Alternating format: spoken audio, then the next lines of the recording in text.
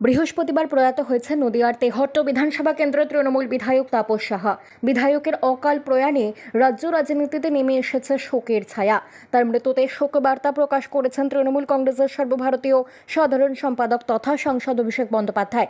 সেই সঙ্গে বিধানসভায় উপস্থিত হয়ে প্রয়াত বিধায়ককে শেষ শ্রদ্ধাও নিবেদন করেছেন তিনি।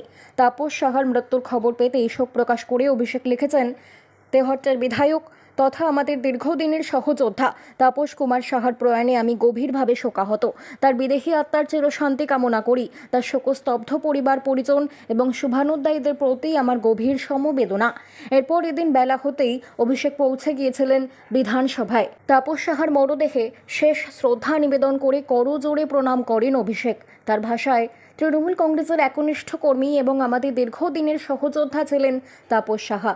বিধানসভায় তাকে শেষ শ্রদ্ধা নিবেদন করলাম। তার শোকস্তব্ধ পরিবারের সঙ্গে আছি। আমার অন্তরের অন্তঃস্থলে তিনি শ্রদ্ধার সঙ্গে চিরস্মরণে থাকবেন।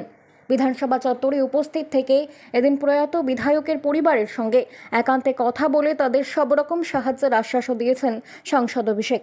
দেখা যায় এদিন দফায় দফায় তাপসের স্ত্রী সন্তানের সঙ্গে কথা বলছেন সাংসদ অভিষেক। বাংলা খবর, আপনার রাজনীতি, আপনার আওয়াজ।